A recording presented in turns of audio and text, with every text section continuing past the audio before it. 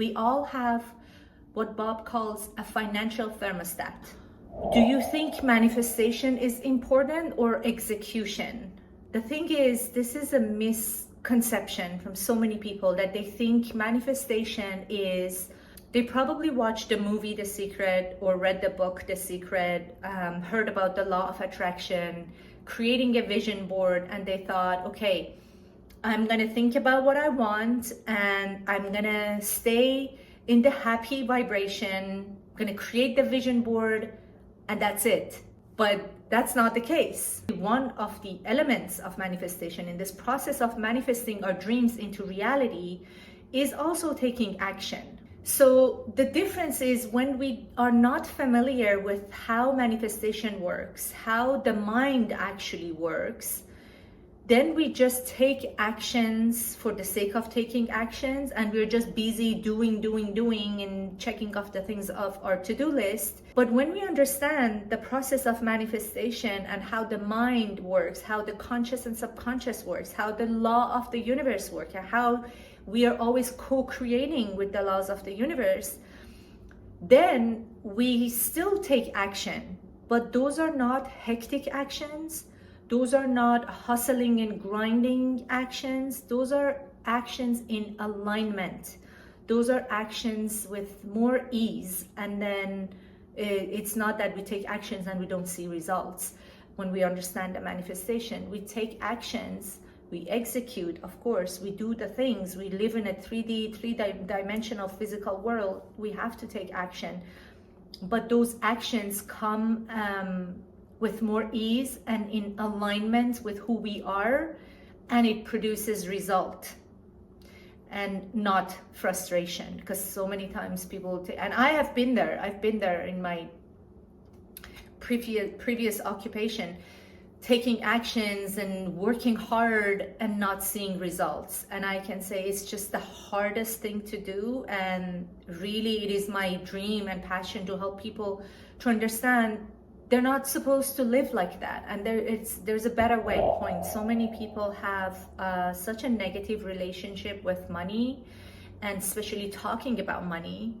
They feel like it's not good to want more money, especially people who have a really good heart and they want to serve others. They feel like there's something wrong with wanting money. So that's actually the very first step.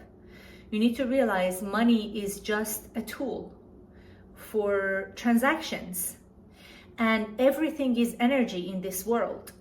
I'm energy, you are energy, this laptop, your devices, everything, if you put it under a microscope, is made of energy and vibration, same as money. And there is nothing is good or bad. It's the way we look at it and the way we use it. Especially when it comes to money, it's like I always say, it's like a knife. You can use it to cut vegetables and cook a delicious meal, or you can use it to kill someone. So it's not the tool that is good or bad, it is how you use it. And especially if you're a good human being, which I believe most of people are, you need money because it's like a tool that gives you more ability to do and serve more people, do more good in the world. So the very first step is acknowledging that money is just a tool that is going to help me to bring more good into this world. And I love money. You should literally say that, I love money. You cannot say, money is not good, and then expect to have an easy, abundant life. Money goes where it is welcomed. So welcome the money, knowing that you are a good person and you're going to use that money, circulate it, and create more wealth and abundance and goodness in this world. That's the very first step. And then how do we create more wealth? That's a very good question, especially in our business, because if you are a 9-to-5, so Bob Proctor, my mentor, he explains that there are different ways of making money. And he actually says earning money. We don't make money, we earn money. And one of the ways that biggest percentage of people earn money is through exchanging their time with money, which is the way that corporations work, 9-to-5, being an employee. So you go to work for a certain amount of time every day, 5 days a week, and then you get paid a certain fixed amount of money, or maybe some bonuses on top of it. That's one way of earning money, which Bob said it is not the best way of earning money because you're limited, because time is limited, and you're exchanging your time with money, and how much more can you make?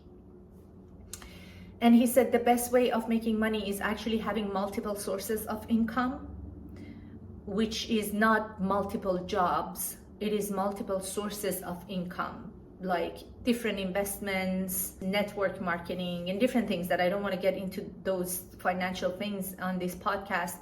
But one of the things that he did, he was a businessman, and one of the things that I do and a lot of successful people do is having and owning your own business, either solopreneur, working on your own, being self-employed, or being an entrepreneur, having a team.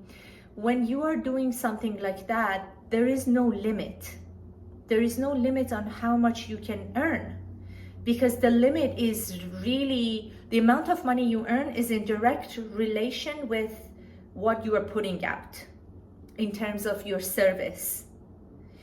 And so how do you make more money? If you have a business, first of all, you should know that there is a possibility to earn much more than what you are earning right now. But why aren't you earning? Why have you been working so hard and not being able to make money, even though you have a business and there is a possibility to earn more? That goes back to the most important concept that Bob teaches, and he taught this for over 60 something years of his life, and that's called the paradigm. The paradigm, or the same as the other word for the paradigm, is subconscious programming. Our limiting beliefs. We have so much programming and limiting beliefs in our subconscious that are running our life, basically. 95 to 97%, and this is science, I'm not making this up, 95 to 97% of all of your result, finances, business, relationships, health, success, fulfillment, happiness, comes from our subconscious mind. We are only conscious 3 to 5%. That's wild. And what is that subconscious mind? Who programmed it? Who gave it to us? From two ways. First, our genes, genetics, our parents, grandparents, ancestors. Secondly, environment, our upbringing, from when we were born till the age of 7 and 8. And some people say sometimes even later in life if some trauma or traumatic experience happened. But specifically, most importantly, from when we are born till the age of 7 and 8, our subconscious programming is programmed. It's done. It's finished. Like now we are in our 30s and 40s and 50s and 60s. Our life is still being controlled by that programming that was given to us when we didn't have our conscious mind developed yet. The subconscious mind is actually complex. It is connected to the universal mind, which is all knowing, all knowledge, infinite intelligence. But it is also covered with a lot of virus codes from our upbringing. So the best way of living would be to tap into that all-knowing intelligence and getting answers from the subconscious mind, which is connected to the universal mind. But why haven't we been able to do so? Because it is not just pure universal mind. It is covered by a lot of limiting beliefs, again, from our childhood and our genes. So the very first step would be to realize what are those limiting beliefs, what is that paradigm, recognize those first of all, because most of the time we don't know what those are because we all have blind spots. We've been living with that program for as long as we remember. So it's literally our blind spot. That's why the power of coaching is also so important. Someone else looking at us when we talk, realizing what is our subconscious. But the very first step is to recognizing what those limiting beliefs are, and then to reprogram those limiting beliefs. And it's absolutely possible for every single human being to reprogram your subconscious mind. So that's the beauty of this work, that you cannot outperform your paradigm, but you can change it. And you're the only person who can change it. Even me as a coach, I can give suggestions, but only the individual can change their own subconscious programming. So you mentioned two words that are such powerful words. One is desire, the other one is belief. So if you desire is literally the very first step.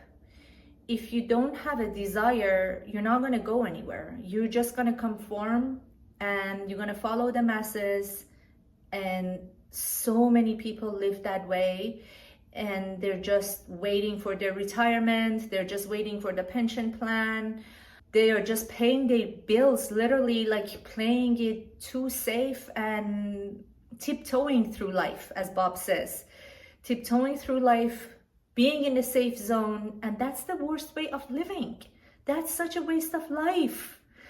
We need to have desires, and we all do have a desire, at least one. We all do have desires, but it's because we never spend time to think about it, and we're just going with the motions of life. Sometimes we don't even know what that desire is. But that's actually one of the things that I work with my clients. The very first session and very first lesson is to find out what your desire is. And that's so fascinating to me that not everyone, but so many people don't know what is their desire. And you need to spend some time, and there are practices that I take my clients through. You need to spend some time. And one of the things that I can share here is literally spend some time on your own. Take a piece of paper and pen, write down the things that you like. Simple as that. The things that lift you up. Is it art? Is it traveling? Is it singing? Is it dancing? Is it painting? Is it serving others? Is it talking to people? What is it that gives you joy? So many times we think about purpose, and we think about like, what is this purpose? I need to have a purpose. I need to change millions of lives. But really, you will find your purpose when you follow I call it the breadcrumbs, when you follow your joy, when you follow your bliss. Your joy, the things that excite you, are not random. There is a reason why you like to do something. It's a match to your personality and your uniqueness. I believe in God. Some people call it universe, some people call it creator, infinite intelligence, nature, whatever you want to call it. That intelligence that has created this whole world with such a beautiful harmony and order, put things in your heart. So if you like something, if you get excited about thinking about something, it's not random. And you need to honor that. And you need to follow that. That's my biggest motivation. That when I think I am old and in the last few days of my life, and I look back and I see that I didn't follow my heart, or I didn't try that thing that was on my mind. And I'm sure that's statistic that's they've done research on people on hospital beds, and they said that's the biggest regret. They always think, what if I followed my heart? What if I went after that thing that I was passionate about? And if we don't, unfortunately, life happens, we get busy, we forget, and we bury that desire, and we wake up one day and it's gonna be too late. Do it now, do it now. I don't know why we have this idea that we think we have all the time in the world. Life is too short. Life is so short. Do it now. And Bob always said, the amount of money you earn, you attract in your life has to do with your vibration, with your subconscious programming and with who you are. It doesn't matter what you do. And I tell you why. I give you an example.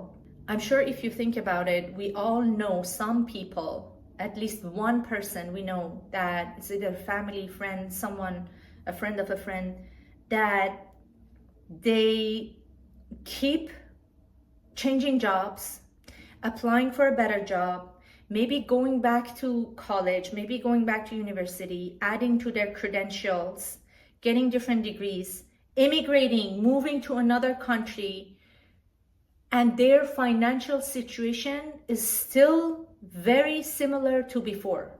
I know lawyers who struggle paying their mortgage. Why is that? Why?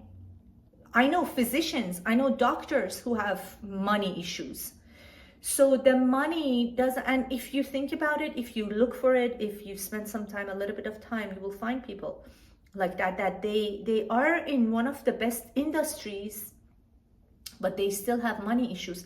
So why do you think if I go after art or my passion or whatever I love, I'm not going to make money? So if that's the case, all lawyers, all doctors, all real estate agents have to be millionaires. But we know that's not the case, because money doesn't have to do with what you do. It has to do with who you are. It has to do with your subconscious programming. We all have what Bob calls a financial thermostat. And that is such a beautiful concept. That financial thermostat keeps you at a certain financial level, no matter what you do, no matter how many jobs you change, no matter how many countries you immigrate to. It's going to be around here, a little bit up, a little bit down, not a big difference, unless and until we learn how to change the subconscious programming. That financial thermostat, another way of putting it, has to do with our self-image. We all have an idea about who we are, the amount of money we deserve to have in life, our standards, the clothes we buy for ourselves, the way we travel, our standards in terms of our household. So we all have that, which is like again, it's in our subconscious, and it's our, what is self-image? It is our idea about who we are and what we deserve, how much money we deserve. Some people can live with bare minimum, and some people live off coupons, and they think it's a good idea, and they think it's smart. Might be smart, but it has nothing to do with your self-worth. So we need to raise our standards and understand the subconscious mind and go after our dreams. There are there are people who are artists that are millionaires, and there are artists who are broke.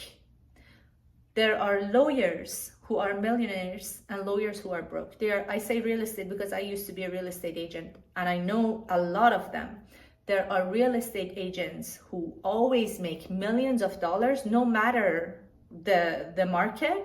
There are real estate agents who are always broke, no matter how good the market is doing. One of the things I can share is that Bob's teachings, I'm so grateful for him. Actually, today is the 3rd year that he passed away. He left this world 3 years ago at this time, but his legacy is gonna stay forever. I feel like forever. His teachings, first of all, changed my life so much. I used to be in real estate, and I used to struggle, and I used to work really hard. I called myself a workaholic, hard worker. I used to door knock in the cold winter of Toronto, like minus 20 degrees in snow, door knocking, looking for people to sell their home or buy their home. And I was so miserable because I was working and not getting results. And I had a couple of different coaches, real estate coaches, business coaches, and nothing really changed much, maybe a little bit, not much. But then I stumbled upon Bob's teachings, and everything changed for me. And I loved how it all made sense. And not only it helped my business, that's a thing I want people to understand. Not only his teachings helped my real estate business, and I became an award-winning agent in my office. within 6 months. I tapped into luxury real estate and things just started manifesting in my life. I was still taking the action, don't get me wrong, but not like a crazy woman, with more ease, still taking the actions. The difference was now I was getting the result. But not also it changed my financial situation and my business. It changed me as a human being. And that's what I love about this teaching. He always said about the goal, the purpose of goal is not to get a goal, the purpose is to who you become within in that journey. So it really changed my whole personality. I'm a much better human being, more understanding, responding instead of reacting with my friends, in my relationships, in my business. My consciousness is elevated and keeps elevating because I keep studying. I always say I'm going to be a student and a teacher for the rest of my life. And I love that there's no end to this personal development journey. You can always improve yourself. No one is perfect. That's my journey. But the other thing, I have a client I'm working with recently. He's a very high profile gentleman. He's portfolio manager, manages people's assets. 3 months, so the program I teach is 6 months. Within 3 months in the program, he hit the highest amount of money he earned in his whole life, in 20 years of his career. And he said, I know it's all because of Bob's teachings, because I'm thinking differently and I'm now taking different actions. I have changed my mindset, and he keeps working on it. And there are people, and that's the thing, you get out what you put in. So he's been a really good student, really following my guide and really taking actions and seeing results. So that was another big success.